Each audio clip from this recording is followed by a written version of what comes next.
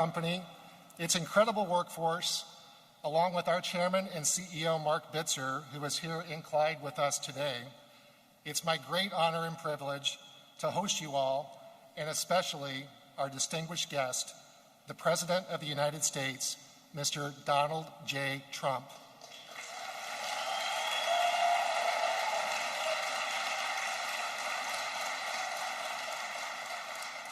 I would also like to extend a warm welcome to Senior Advisor Jared Kushner, Secretary of Labor Eugene Scalia, Senior Trade Advisor Peter Navarro, Ohio Congressman Jim Jordan, and Ohio Lieutenant Governor John Husted. I would also like to note that Senator Portman had planned to be with us this afternoon, but has stayed back for a very important vote. But we appreciate his support. Thank you all for being here to support our Clyde community and American jobs. As the last remaining U.S.-based large appliance company, Whirlpool is proud of our 109-year-old heritage of innovation. We're striving to be the best kitchen and laundry company in the world, in constant pursuit of improving life at home for our customers, our employees, and our communities in which we operate. And we're truly proud of the fact that 80% of the products that we sell in the U.S. are manufactured right here in our 9 U.S. factories across America.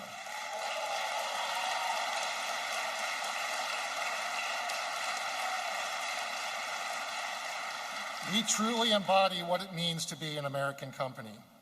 And that's largely because over the last 5 years, Whirlpool has invested more than $4 billion in American innovation, our products, our people, and our manufacturing facilities. It's during this especially challenging time of COVID-19 that I'm most proud of our incredible workforce who have been tireless in their commitment to care for the needs of families across our nation. Our plants have been operating safely during the pandemic and are now running full out to help our communities in this critical time of need. Right now in Clyde, Ohio, we are producing about 20,000 units per day. That's 1 washer every 4 seconds. To all of my colleagues, I am proud to say that teamwork is not just a slogan. Rather, it's the core of what we do. It's a core value. It's who we are. At Clyde, together, we are part of one of the world's largest and most advanced home washer production facilities. At the heart of Whirlpool's success in Clyde are generations of dedicated manufacturing professionals who successfully compete each and every day to design and build the best products in the world. It's now my pleasure to introduce Dan O'Brien, who is our plant leader here at Clyde. His leadership at this plant for the past 10 years and in this community make all the difference for our workforce and our customers. Please join me in welcoming Dan O'Brien to the stage.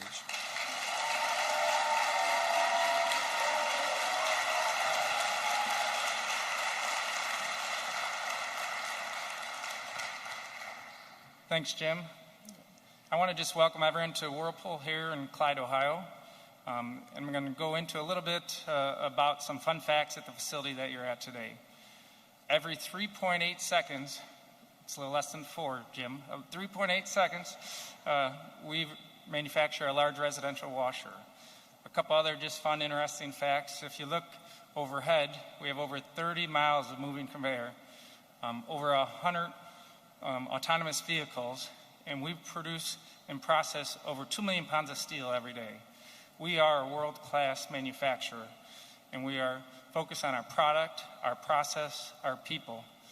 And that just leads me to what I'm most proud of. You can see a lot in our audience is our people. Our people come to work every day with a can-do attitude. They make a great quality product, and they deliver a great quality product to the consumer. And every consumer gets what we call something that tastes Clyde pride. That Clyde pride is in the DNA in our facility, and it's about our people. So that's a sum of the generations that we have of brothers, mothers, fathers, sisters, aunts, uncles, neighbors. We are a small community that actually works together to be successful. We have generations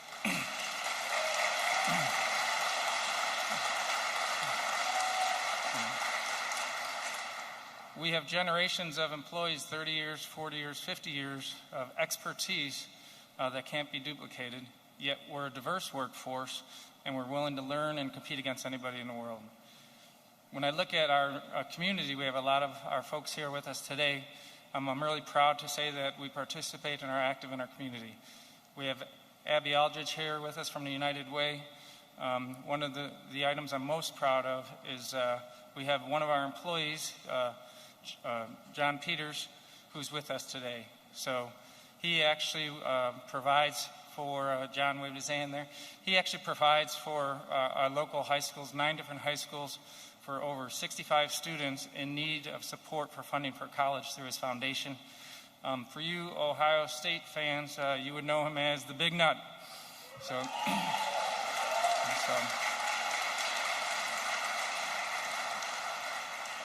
And really what Jim pointed out is we are the last remaining U.S.-based large appliance company. Think about that. We are the last. And with a fair playing field, we could take on anyone worldwide. And with that, with the employees here we have today, on behalf of Whirlpool Corporation, ladies and gentlemen, the President of the United States, Donald J. Trump.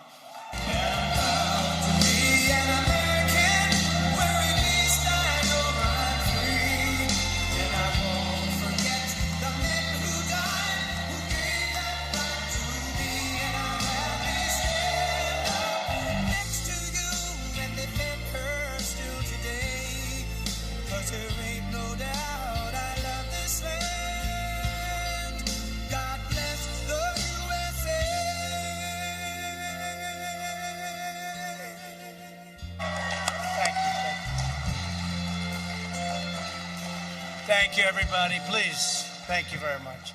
It's a great honor to be here, and thank you, Dan. I'm thrilled to be in the great state of Ohio. You were very good to me, but I've been very good to you. I've been very good to you. We've been good to each other. With the incredible men and women of Whirlpool, the largest washing machine factory anywhere in the world. Every day, 20,000 gleaming new machines coming, rolling off that beautiful assembly line. I just got to see it. And every single one is proudly inscribed with that glorious phrase, made in the USA. Remember? Made in the USA. When I was campaigning, I said, let's go. Made in the USA. Put it on your machines. Put it on everything we make. I'm grateful to everyone at Whirlpool for welcoming us today, including Mark Bitzer. Thank you, Jim Kepler, and Sarah Bovum. Thank you very much. Sarah, where's Sarah? Thank you. Thank you very much. Sarah Bovum. Also with us today is Secretary of Labor, Gene Scalia, and a warrior. I'm sure you never heard of him. He's a warrior, a great, great wrestling champion, and a great guy, Jim Jordan. Jim. He is a warrior. Thanks, Jim. And he's tough. I'm not going to wrestle him ever, I promise.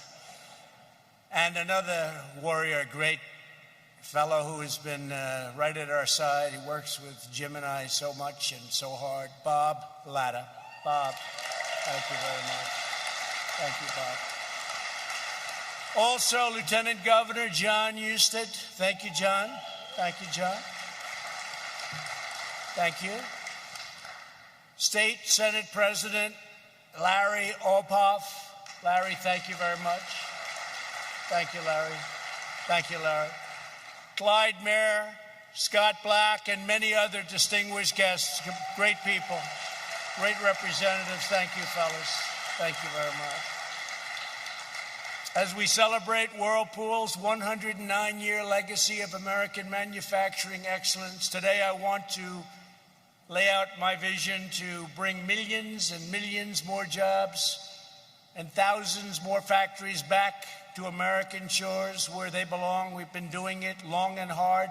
One of the reasons you're successful today happens to be a meeting I had probably 4 years ago with a very good representative of your company, saying what they were doing to you and how badly you were being treated by other countries. And you know what I did. And here we are today, the most successful plant. And we've done this in a lot of places. The duty of a president is to put this nation's own citizens first. That's why my administration swears by two simple but crucial rules: buy American and hire American. And no one knows better than the workers of Whirlpool the high cost of past administrations' economic blunders and surrender.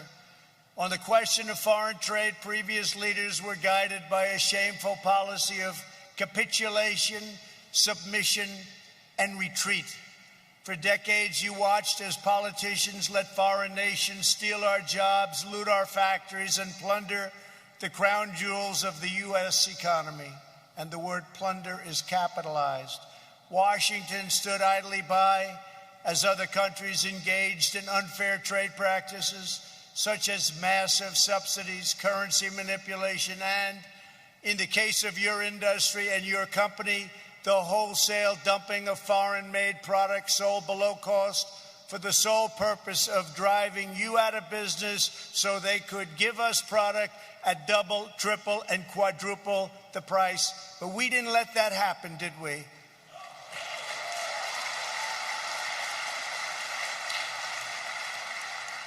For 8 years, Whirlpool begged the Obama-Biden administration, who did nothing to protect American workers from the flagrant dumping of foreign washers, dryers into America. But your cries for help fell on deaf ears. You didn't see any action. They didn't act. They didn't care, and they never will. For 8 long years under Obama-Biden administration, American factory workers received nothing but broken promises and brazen sellouts and lost jobs. The last administration tied America up in one globalist debacle after another. They catered to the special interests while allowing foreign nations to siphon off our wealth, our dignity, our dreams, our money. The suffering of our workers was met with nothing but cruel betrayal and callous indifference. In 2013, the U.S. International Trade Commission found your competitors from Korea and other countries guilty of dumping washers into the U.S. market and ordered them to pay anti-dumping duties as high as 79%. But rather than pay these very high tariffs, LG and Samsung relocated production to another country, a country called China. Have you ever heard of it? And the last administration did nothing as they kept on dumping washers into the U.S. market with impunity. The Obama-Biden administration was laughed at. They were a joke, and they were perfectly happy to let China win. Your jobs disappear and your factory to close. And you know what it was like. I came through today and everybody was out there, tremendous crowds, waving and cheering. I said, I must have done it right, because you had people that were really something. Because 4 or 5 years ago, this place was a disaster. In 2017, Whirlpool won relief from the ITC once again. Once more, your foreign competitors moved their factories to prevent a level playing field and to avoid liability, shifting production to Thailand and to Vietnam. Thailand and Vietnam, 2 places that I like their leaders very much. They're very nice to us. Do they take advantage of the United States? But not so much anymore. But this time there was one big difference. Instead of an administration that sold out American workers and sold your company out and couldn't have cared less for you, you finally had a president who stood up for the American worker. On January 23rd, 2018, at my desk in the Oval Office, I proudly signed the order to impose a 50% tariff on all foreign-made washing machines.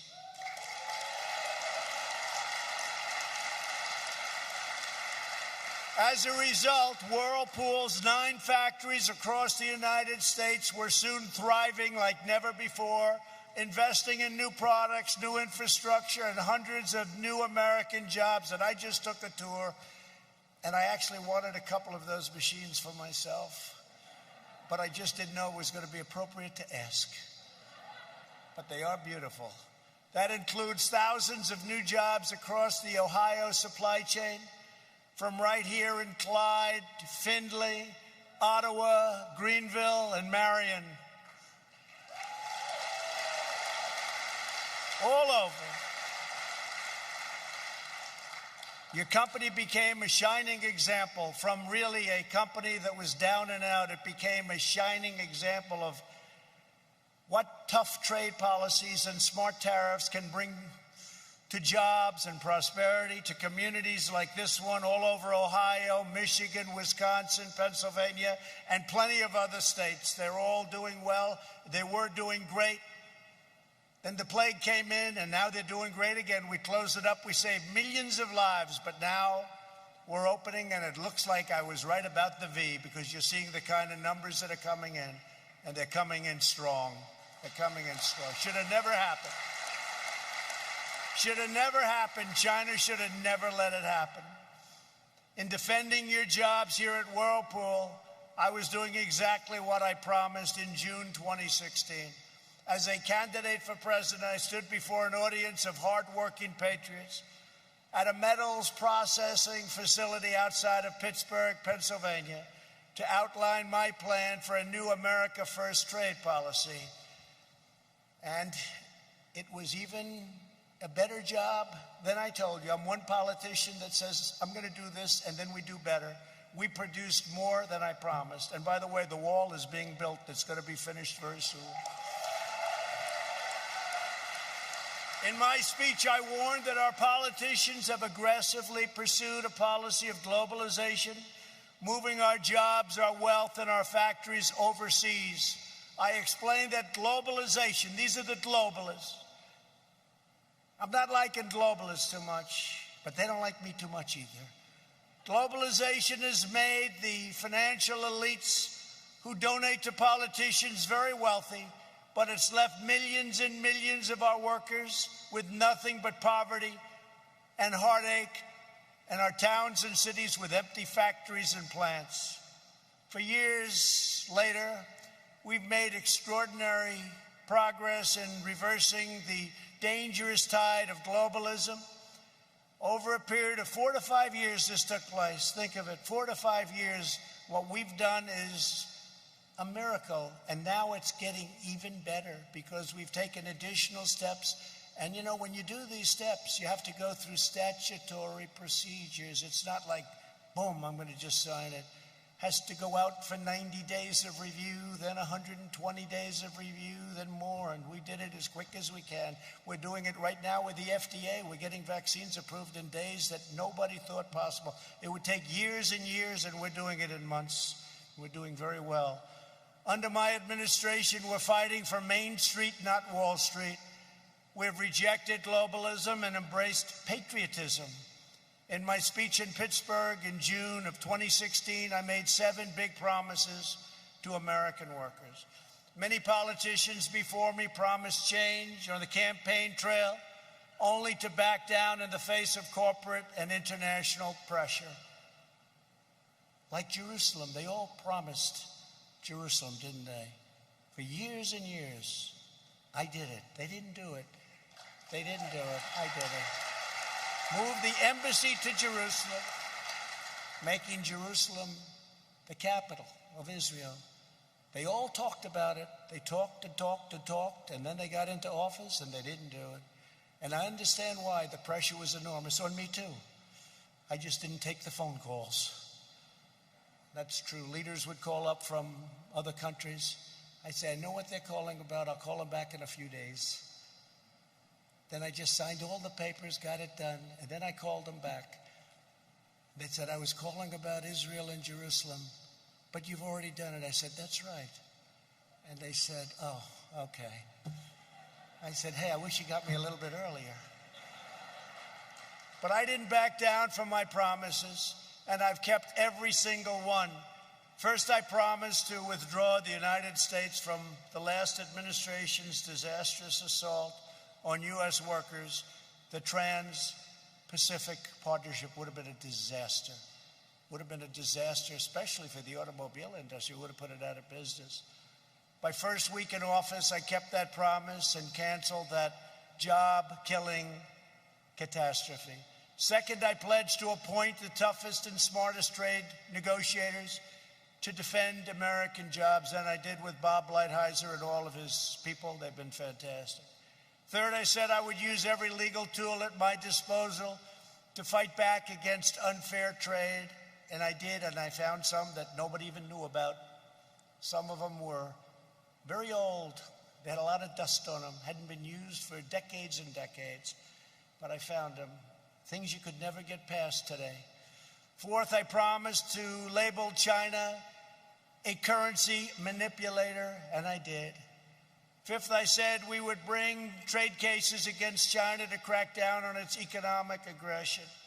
Sixth, I committed to impose tariffs on goods to protect American jobs and stop China and many other countries' abuses under Section 232 of the Trade Expansion Act of 1962 and Section 301 of the Trade Act of 1974. As your president, I have kept every single one of these pledges to the American people and to the American worker without exception. Everyone has been done.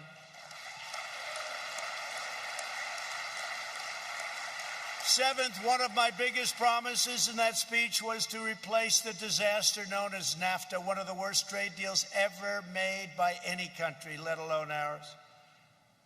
Ohio lost almost 40% of its manufacturing jobs after NAFTA was signed.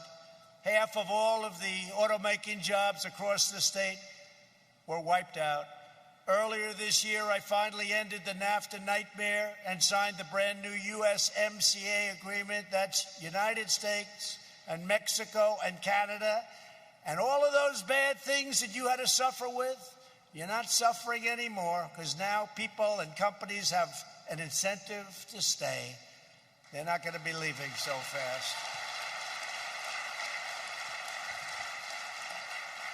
That was the biggest point I made. I want to make sure that these companies aren't leaving and the managers walk up and they say, I'm sorry, our company's leaving, going to Mexico or Canada, but going primarily in that case to Mexico.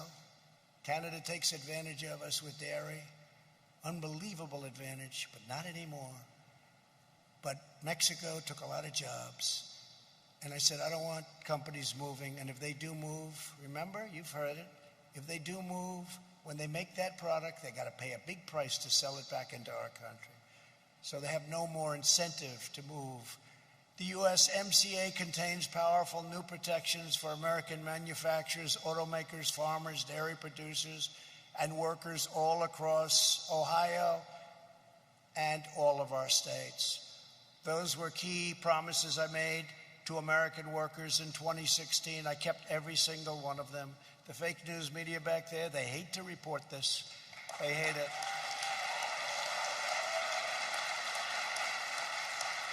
Why do they hate it? Because they're fake. Today, to define our path forward, I'm making our incredible workers 6 more promises that I will keep over the next 4 years, and I'm very proud to make them at your plant and in the state of Ohio. First and foremost, we will defeat the China virus. We're working very, very hard. We call it the China virus. We call it the invisible enemy. We call it many different names. It's got many different names, but it's bad, and we've made tremendous strides. We're attacking the virus from every angle, and through this aggressive strategy, we will win the war, and it will happen sooner than people think. We're developing a bounty of therapies such as remdesivir, dexamethasone, antibody treatments. The antibody treatments are really working out well, really well, and many more that have allowed us to reduce mortality by 85% since April. Under Operation Warp Speed, 2 vaccines are already in the final stage of clinical trials, and we'll have a vaccine very soon, I hope long before the end of the year. We've dramatically increased our domestic production of personal protective equipment, such as N95 respirators, gowns, and gloves. We've got factories now all over the United States making these products. And we've developed the most advanced testing system on earth to produce our most, and this is what we have to do. We have to produce not only cleanliness and perfection in every way, but we have to protect our most vulnerable citizens against this horrible virus. And that's, generally speaking, the elderly, especially the elderly with problems of the heart, problems with the heart, and diabetes in particular. Those two are a basic disaster. Our strategy shelters those at highest risk while allowing those at lower risk to get safely back to work and to school. Instead of a never-ending blanket lockdown causing severe long-term public health consequences, we've targeted and looked at data-driven approaches, and that's what we're doing. Again, when you close down, and we had to do it initially because it came and hit us big, hard, and nobody knew what it was, and we saved millions of lives. But today, you just pinpoint it. We know what to do, and we know who to protect. As an example, very young children are incredibly powerful. They're much stronger than all of us when it comes to the immune system. It's an incredible thing to see. But we know who to protect, and we know what to do. And let me tell you, lockdowns have big consequences in terms of drugs, in terms of family, in terms of depression and suicide, in terms of so many other problems that are caused, and not good for the kids. And they don't learn the same at a computer as they do when they're in a classroom. So there are big, big problems with lockdowns. But we cannot defeat the virus by fighting against each other. Just can't. And there are a lot of different theories and a lot of different ways. But if you look at some of the results, you'll see some of the states, governor-run, some of the states that are open and run very smart are doing very well, and in fact better than strong lockdown states. Now is the time to come together as Americans and to unite against the plague inflicted upon us by China. Together we will prevail. My second promise to you is this: we will rise from the current adversity of this horrible, invisible enemy, and we will be more prosperous and resilient than ever before. We've done things that we never knew we could do. We're building factories now. We're building plants. You'll see what's going to be happening with the job numbers very soon. We had two of the best months ever in the history of our country. And we're going to have many, many very, very successful years unless somebody comes along and destroys it by doubling, tripling, and quadrupling your taxes and quadrupling something else called regulations. It will be ended. It will be depression time. One of the key lessons we've learned in this battle against the China virus is that the mighty American economy has a fantastic ability to adapt and repurpose its factories. Today, using the Defense Production Act, which we've used often. Remember, they'd always say, oh, use the Defense Production Act. We've used it a lot, more than some companies would like to know. We're engaged in the most rapid industrial mobilization by far since World War II. Over the last 6 months, we've witnessed one manufacturing miracle after another. We've seen General Motors repurpose an auto parts facility in Kokomo, Indiana, great state, and thereby stand up a ventilator. We have a ventilator factory literally in a matter of days, and we're now producing thousands and thousands of ventilators a week. General Motors has now built and delivered more than 20,000 ventilators. By next week, our strategic national stockpile will be equipped to deploy more than 100,000 ventilators. They're very expensive to build. They're very complex, very, very complex machines, and they're big.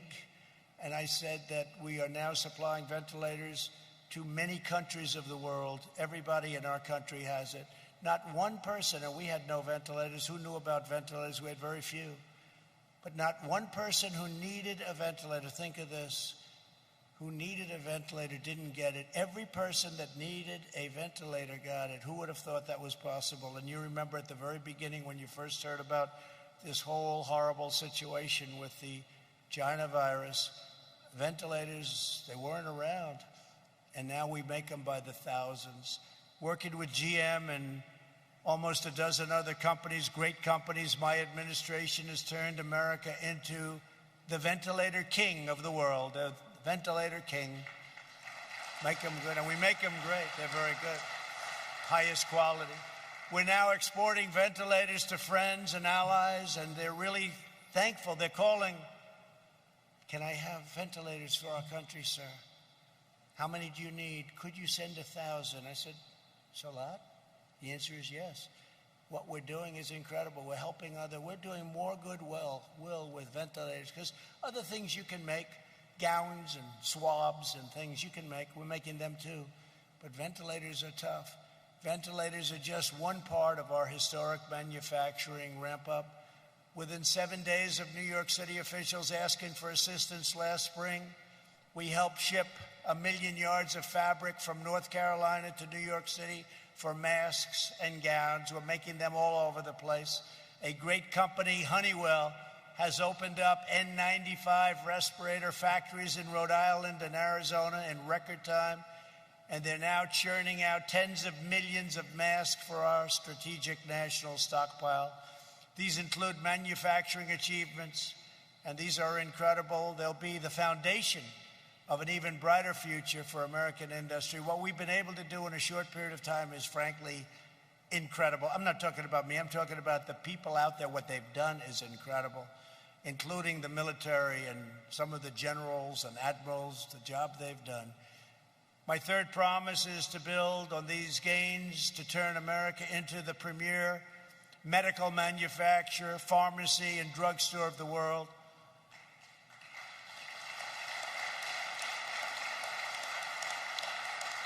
As we've seen in this pandemic, the United States must produce essential equipment, supplies, and pharmaceuticals for ourselves.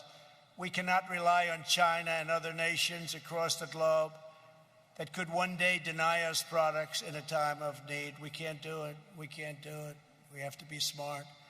And speaking of pharmaceuticals, we instituted 4 moves, rebates, favored nations, and other things, buying from other nations where they have the product, the same exact pill, identical, made in the same factory, for a fraction, just a small fraction of the cost. We buy from other countries as opposed to buying through this ridiculous quagmire of political scam that we've been going through for many years. And what I've done in terms of favored nations, if, as an example, Germany has a pill for 10 cents and we have a bill for $2, we institute favored nations under drug company, we get the pill for the same amount as the lowest pill anywhere in the world. Anywhere in the world. And that could drop your price of pharmaceuticals, of drugs, prescription drugs, could drop your price 50, 60, 70%, maybe more than that. This is something. Now, I have to tell you, I have never seen so many bad commercials about me as in the last 3 days since I did this. So will you remember that when you see this horrible commercial that I'm a socialist? I was called a socialist for the first time in my entire life. Actually, what I am doing is I'm using socialist countries who are buying our product for far less than we're allowed to. I'm saying, well, if you're going to sell it to this country, might be socialist, for a lower price, so we're going to get that same price. So, you know, but I have been called everything in the book. And I said the other day, whenever you see a drug company advertising that Donald Trump's a bad guy, remember, your drug prices must be coming down very big. Very big. So please remember that. Please remember that, because I don't want to get all those negative votes and then Biden wins and first month he'll say, I dropped drug prices 78%, and he won't even know what the hell he's saying. I don't want to be watching that from some beautiful resort someplace in the world. I could have, I had such a beautiful life before I did this, but that's okay, because we're doing a great job. And it makes me very happy to see people being properly representative. represented for a change. But during the course of the next 4 years, we will bring our pharmaceutical and medical supply chains home. We're going to bring them home where they belong.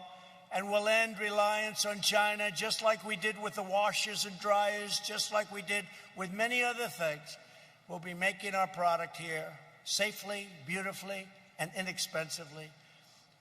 We're reasserting American economic independence, and I've been doing that from the first day I came into office. To this end, a short time ago, I signed a new executive order to ensure that when it comes to essential medicines, we buy American. The executive order will require that U.S. government agencies purchase all essential medicines that we need from American sources. The executive order will also sweep away unnecessary regulatory barriers to domestic pharmaceutical production and support advanced manufacturing processes that will keep our drug prices low and allow American companies to compete on the world stage. We'll be able to compete on the world stage, but we're now going to have the lowest prices as opposed to by far the highest prices. I have people that I know that go to Canada. They go to Canada to buy drugs, to buy prescription drugs. They go there because the price is so much lower than the United States. And yet it's made by the same company, often in the same plant. It's a disgrace. And the politicians allowed this to happen for many, many decades. You have people called middlemen. I don't know who the middlemen are. I don't know. They never say middle women, so they're politically not correct. But I've heard the term middlemen for a long time. They are so wealthy. They are so wealthy. Nobody has any idea who the hell they are or what they do. They make more money than the drug companies. You know, in all fairness, at least the drug companies have to produce a product. And it has to be a good product. But the middlemen, well, the rebate that I'm doing cuts out the middlemen and it reduces costs, and the money goes back to the people purchasing the drugs. So I have a lot of enemies out there. This may be the last time you'll see me for a while. A lot of very, very rich enemies, but they are not happy with what I'm doing. But I figure we have one chance to do it, and no other president's going to do what I do. No other president would do a favored nations, a rebate, a buy from other nations at much less cost. Nobody. And there are a lot of unhappy people, and they're very rich people, and they're very unhappy. Here's my fourth promise to American workers. Beyond our medical supply chains over the next 4 years, we will onshore millions of new manufacturing jobs across many other critical sectors that are vital to our national security and prosperity, from electronics to machine tools to shipping, aerospace, autos, and of course to iron and to steel. And we'll never forget your washers and your dryers, okay? During 8 years of the last administration. And by the way, I have to just tell you this little story, a couple of little stories, if you don't mind. Do you mind? Okay, because that's better than the other stuff, right? No, I was with somebody and they said, you know, for a dishwasher, we don't have enough water, sir. I think a lot of the people in the audience would understand what I'm saying. They don't have enough water because they put restrictors on, so you don't have any water. And I said, what is that? What is that? In most states, I mean, outside of desert areas, we have so much water we don't know what to do with it, right? A lot of states. Your state does pretty well with water, right? So they have plenty of water. So I passed a regulation, I signed a regulation that give the dishwashers much more water. And I was asking today, and that, by the way, includes your washers. You don't need too much water in your dryers, but it includes your washers. And I was just saying to your brilliant people that are doing such a good job running your company, I said, how much impact has that had? They said, unbelievable. It's been unbelievable. Because I had people saying they'd wash their dishes and they'd press the button 5 times. So in the end, they're probably wasting more water than if they did it once. So do you notice the people that make the machines? You know what I'm talking about. We now have the water that you need instead of stupid where you have much less water than you need and you just keep going over and over again. I had people say they'd press the button 5 times. They didn't have enough water. And the same thing with sinks, toilets, and showers. You go into a new home, you turn on the faucet, no water comes out. You turn on the shower. If you're like me, you can't wash your beautiful hair properly. You waste 20 minutes longer.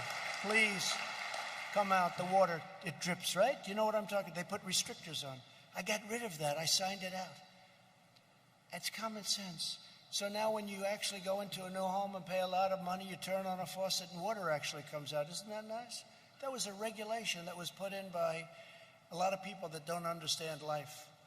Because you end up using the same amount of water. You just let it run 3 times longer. It's crazy. And one other thing I did, remember the old light bulb? The old light bulb was so great. And they put it out of business. It was much cheaper and it had much better light. And you're all good-looking people, but you look better under the old light bulb than that horrible new light bulb, right? It cost you a fraction of the cost. Didn't last as long, but that's okay, but it cost you a fraction. I reinstituted and opened it up so they can sell both. They can sell the new one if you want it, and they can sell the old one. The old one's doing amazing business, amazing business. And you know, the new one is considered hazardous waste. When you lose it, you're supposed to take it down to a dump, a specified dump. How many people are going to do that with a light bulb? Hey, you know, we lost this light bulb. Let's travel 28 miles outside of the city to get rid of it. It's hazardous waste. So I put the old bulb back in, and you can use the new one. You can use anything. I guess it's competition. But I particularly like it because I don't look so orange. So it's very nice. Very nice. I don't like that look. Never liked it. But it's a tremendous thing, and it's having tremendous success. So they'll, scoff and say, oh, who cares about that? Very big stuff. These are big things. A lot of people have come up, thank you, sir. They had sinks that didn't give water. They had showers that didn't give water, the whole thing. And it's been a great thing. It's been very popular. And we might as well tell you about it because people don't talk about it. But these are things that no other president would be doing. No other president, frankly, would be even thinking about. During 8 years of the last administration, America lost 10,000 factories and nearly 200,000 manufacturing jobs. Think of that.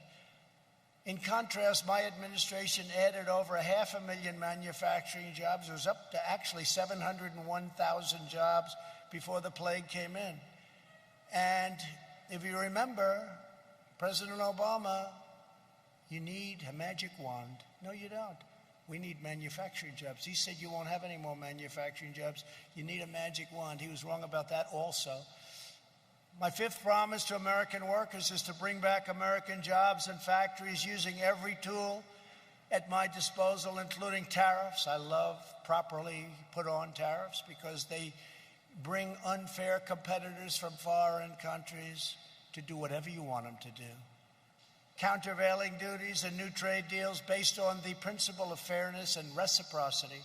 And I'll be signing something very important. Watch over the next week. I think you'll be very proud of your president. I'm going to be signing something that's very important over the next probably week. And it'll have a tremendous impact on fairness and trade. As part of this commitment, earlier today I signed a proclamation that defends American industry by reimposing aluminum tariffs on Canada. Canada was taking advantage of us, as usual. And I signed it, and it imposes, because the aluminum business was being decimated by Canada, very unfair to our jobs and our great aluminum workers. 7 months ago, my administration agreed to lift those tariffs in return for a promise from the Canadian government that its aluminum industry would not flood our country with exports and kill all our aluminum jobs, which is exactly what they did. Canadian aluminum producers have broken that commitment, and the U.S. Trade Representative Robert Lighthizer has advised me that this step to reimpose tariffs is absolutely necessary to defend our aluminum industry. To be a strong nation, America must be a manufacturing nation and not be led by a bunch of fools. That means protecting our national industrial base. We have to protect our great companies and our great workers. My 6th and final promise today is to forever uphold the commitment I made from the beginning. I will always put American workers first, always. They'll always be put first.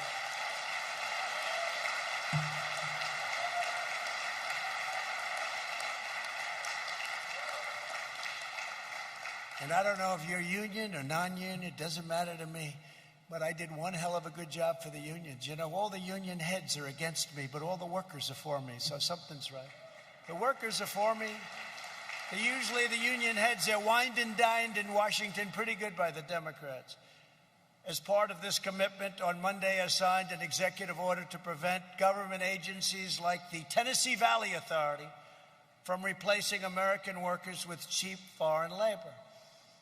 There's a very big utility run by a man that gets $8 million a year. Would anybody in this room like that job? $8 million?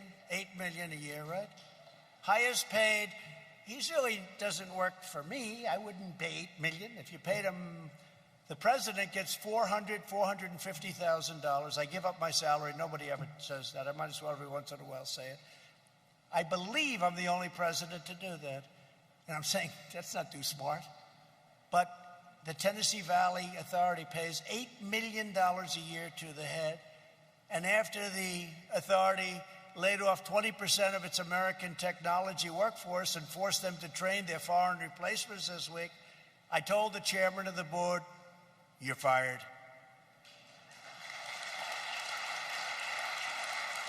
And the firings will continue unless the layoffs are reversed and the American workers are rehired. And by the way, as I was leaving for the great state of Ohio, did you ever watch Biden? Where he's always saying the wrong state. It's great to be in Florida. No, it's Ohio. I've never seen a guy, I haven't done that one yet. That's a disaster. I always say, Jim Jordan, if you do that, it's over, right? You can be Winston Churchill, the speech is over. You just walk off the stage. But he does it all the time. Nobody calls him for it. I love the state of Iowa. Sir, it's Idaho. It's Idaho. And the worst is when he's in like Indiana, and he says it's great to be with the people of Florida, and you have palm trees all over the place. But he does it all the time. There's something going on. But over the last 4 years, we've made extraordinary strides, and over the next 4 years together, we will turn the United States into the unrivaled manufacturing superpower of the world. We've been through a lot together. They've done everything possible to get in my way. They've treated us very unfairly, disgracefully, with what they've done to us. And despite what they've done, no administration in the history of this country has done more in the first 3.5 years than we have. Whether it's rebuilding our military, all made in the USA, whether it's the biggest tax cuts in history, whether it's the biggest regulation cuts in history, ANWR in Alaska, the largest field perhaps in the world, that Ronald Reagan, going back even before Ronald Reagan, no president could get it approved. I got it approved, and now it's potentially one of the greatest sites in the world, should be the greatest site in the world. So many different things we've done. We've done so much. What we've done for our vets, and you're a big vet state. Ohio loves its vets, and what we've done for our vets. Choice and accountability. We got two things they've been trying for almost 50 years. Choice. Veterans' choice. How about that? We got that for you. So if you have to wait online for 2 days or 2 weeks or 2 months, and they had to wait 2 months sometimes. If they had to wait online, they don't anymore. They go outside, they get a private doctor, we approve it, we pay the bill, and we take care of our vets like they're supposed to be taken care of. Just got a 91% approval rating. VA just got a 91% approval rating, highest ever, the highest it's ever had. And accountability, we have people that we're so scornful. They had hatred for our vets. They were treating our vets badly. Our vets have to be treated great. But you couldn't fire them. They could be sadistic. They could be thieves. They could be anything. You couldn't fire them because of civil service unions, et cetera, you know. Couldn't fire them. And I got the accountability, VA accountability. Now you look at them, they don't do a good job for our vets. You say, Jim, you're fired. Boom, get out. That's the story. We actually terminated over 8,000 people that were not treating our vets well, and they were there for a long time. That sounds a little bit cold, but the truth is they got to treat our vets well, right? So they have to do it. But we got accountability and we got VA choice. But to achieve the vision that we've been talking about for so long, we must finish the job and drain the Washington swamp once and for all, and we're doing it. For years, left-wing politicians smiled and looked at American workers right in the eye and took advantage of them and lied to them. They took your endorsements, they took your money, and they took your votes, and they did nothing. Then they turned around and inflicted one corrupt betrayal of the American middle class after another, whether it was NAFTA, TPP, the horrible Korea deal, the ridiculous Paris Climate Accord. How's it working out for Paris? Not so good. And China's entry into the World Trade Organization, which is probably the worst of all the deals, if you want to know the truth. That was where China signed that, and they went up like a rocket ship. And they violated the rules like nobody's ever violated them before. In fact, they're considered a developing nation. And because they're a developing nation, they have advantages. Well, we didn't accept that. But for years, they accepted that. And by the way, Joe Biden supported every single one of those horrible, disastrous sellouts. Under this administration, those days have been over, and we're not going back. We're respected again as a country. You know, we're respected again. You may not feel it, although I think you do. You may not see it. You don't read about it from the fake news, but this country is respected again. We don't let people take advantage of us, including our allies, who took tremendous advantage of us. Tremendous. Our allies took tremendous advantage of us, both militarily, where they don't pay their bills. We protect them. They don't pay. Like Germany, we're reducing the force. They don't pay. They're delinquent. I say it all the time. They're delinquent. They got to pay. You know, we protect Germany from Russia, and yet Germany's paying billions of dollars a year, billions and billions to Russia for energy. So I say, what's that all about? So we protect, and they pay money, and we protect. So we don't stand for things like that, but we have many other things. I could stand up here all day long and tell you things that you wouldn't even believe. To fully restore American prosperity, we must stop the radical left-wing movement that would destroy our country. They want to impose $3 trillion of new taxes on American families. They want to ban fracking, which will demolish your state. It will demolish Ohio oil and gas jobs. They want to rejoin the disastrous Paris Climate Accord, where you'll pay billions and billions of dollars for the privilege of getting ripped off by other countries, and inflict a socialist takeover of the U.S. economy known as the horrendous Green New Deal. Was conceived by a young woman, AOC +3, I say. AOC, that's a real beauty, isn't it? She knows as much about the environment. Do we have any young children here? As that young child over there, I think he knows more. And she certainly knows nothing about the economy. And if they ever had their chance, you would find that out, and it wouldn't take very long. You know, Venezuela was a very wealthy country 20 years ago, one of the wealthiest. Per capita, one of the wealthiest. Tremendous oil reserves, everything. Now they don't have food. They don't have water. They don't have medicine. They don't have anything. Same thing could happen. We're similar ideology. They also want to throw open American borders, give free taxpayer-funded health care to illegal aliens, defund police, abolish ICE, abolish borders, no more borders, and abolish basically the American dream. This is Joe Biden. And does anybody really think he's strong enough to stand up to these ruthless, vicious people? You look at Portland, you look at what's going on in Seattle. These are the people that you're dealing with. If I didn't send in the troops, if I didn't send in the great people from Homeland Security, you'd have courthouses and post offices and everything else burned down, blown up. And we may send in something else because, you know what, they've been rioting now for 70 days and the mayor thinks it's just wonderful and the governor has no idea what she's doing. I've never seen people like this. Remember in Seattle, where they took over a big chunk of the city, Seattle, and the mayor said, it's going to be a summer of love. And I said, she's just kidding, right? Isn't she? She wasn't kidding. But we were all set to send in the troops, send in the people that we were going to send in. And what happened is amazing. We told them, and all of a sudden the police went out and they cleaned it up. But that place would still be occupied if we didn't get involved. Same thing with Minneapolis. Minneapolis was a disaster. After 5 or 6 days, they were going to lose that whole city. We sent in the National Guard. They took care of things in about 1 hour. Remember the scene of them walking down the street, firing the tear gas? Now you're not even allowed, if you're looking at the other side, you're not allowed to use tear gas or pepper spray. You can't use any of that stuff.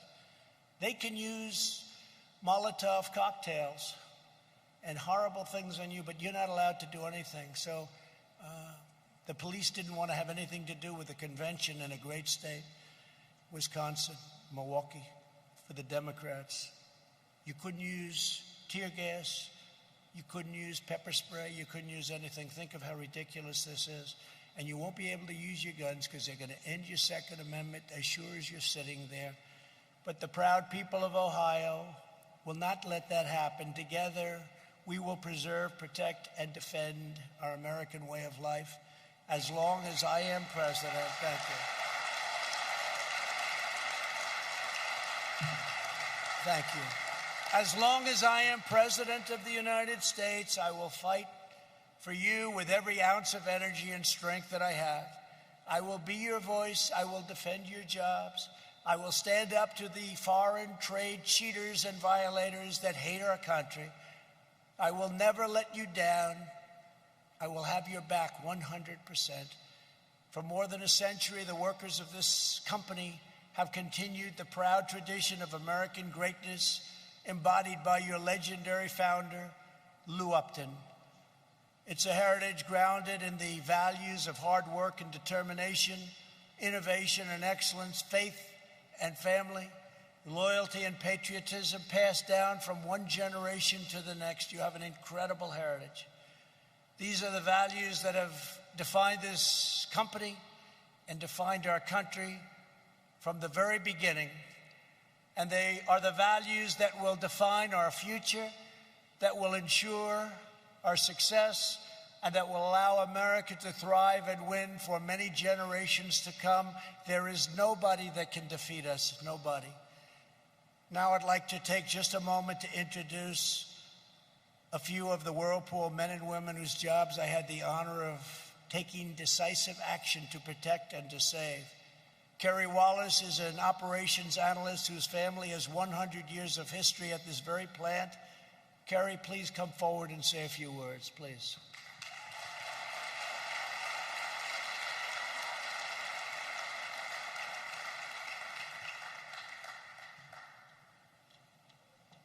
Thank you, Kerry. Good afternoon. Manufacturing is the heartbeat of this area. Whirlpool has an enormous impact on the state of Ohio economically. My family has proudly worked in these walls for 4 generations, like Mr. President said, for combined over 100 years. I had the opportunity to get some advice from my mother, advice that was passed down from my grandfather, which I was actually just able to pass down to my nephew. There is not another company that would provide financial security and career opportunities in this area like Whirlpool. It's true, the opportunities here are endless for us.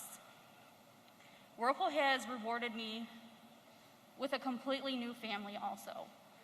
I work with 3,500 proud individuals. Together we build American-made quality products here in Clyde. We bleed Whirlpool blue. I'm grateful for the support that we received in 2018 from the President. That support gives us the ability to compete and deliver in the marketplace now and for many generations to come. Thank you. Thank you, Karen. Wow. Great job. Marco Ontiveros is a first-generation American who started at this plant to support his family 17 years ago. Marco rose through leadership to become a production lead. Marco, please come up and say a few words, please.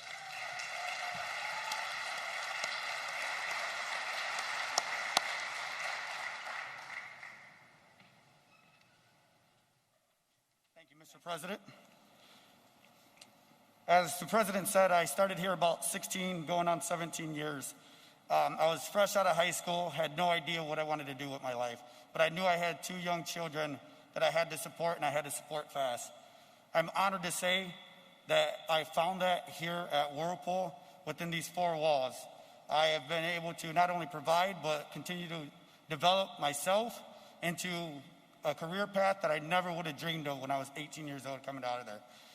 As Ms. Wallace stated, I too am very grateful for the tariffs that were put against our foreign competitors in 2018 to take that instability away from our everyday lives and provide a longevity of stability and support for these American jobs here in these 4 walls. As our president said, I am a first generation from an immigrant family. My father was an immigrant. He came here to chase the American dream, and I can say I'm fortunate enough to find my American dream within these 4 walls here at Whirlpool. Thank you very much. Well, thank you both. And you know, Marco had a beautiful speech written, and he never looked down. You never even looked down at that speech. I'm impressed with both of you. I'm impressed. To every worker here at Whirlpool, thank you once again for welcoming us. It's an honor to be here. And thank you for your commitment to American manufacturing. You're a great company with great, great people. Together, we will bring back our jobs, we will bring back our factories, and we will bring back our American dream. God bless you, and God bless America. Thank you very much. Thank you.